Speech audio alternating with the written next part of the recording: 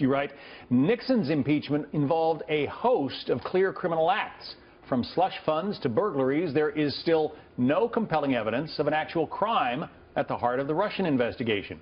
The investigation of Flynn has not produced any reported evidence implicating Trump. I think that is worth noting. We're dealing with a bunch of whispers and sort of innuendos here out of Washington. Well, the most that has been alleged against Flynn would be a violation of the Foreign Agents Registration Act, or FARA.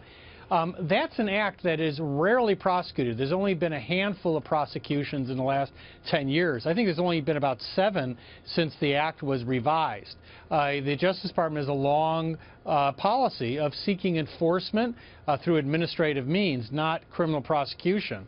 The suggestion that you would impeach a president for obstruction based on a FARA violation is a little silly, but more importantly, obstruction of justice is normally anchored in some type of judicial or congressional proceeding. There wasn't one here. When this conversation occurred, there wasn't a grand jury proceeding.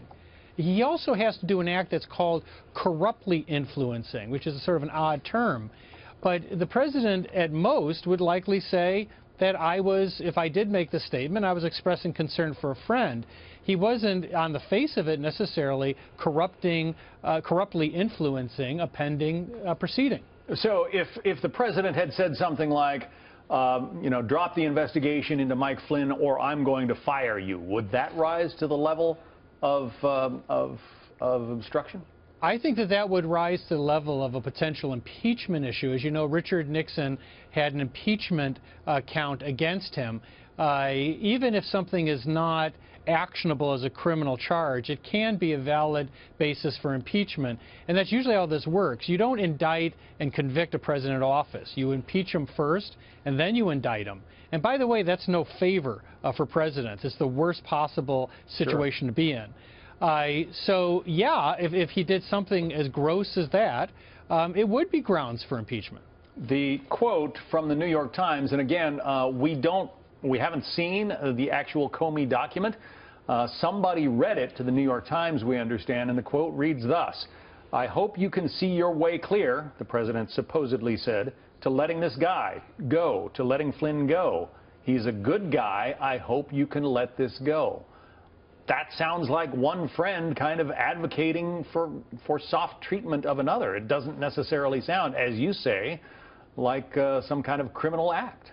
Well, it certainly doesn't sound like obstruction. If you do criminal defense work, as I do, it is not uncommon to have clients that cross the line. They end up speaking to a witness either as a stupid mistake or inadvertently. They say things that could be construed as influencing testimony. The vast majority of those situations are not charged as obstruction, even when you have a pending judicial or congressional proceeding. Now, I don't want to gild the lily here. This is certainly something that is worthy of investigation. If the president said this and he said he didn't, it would have been a terrible mistake.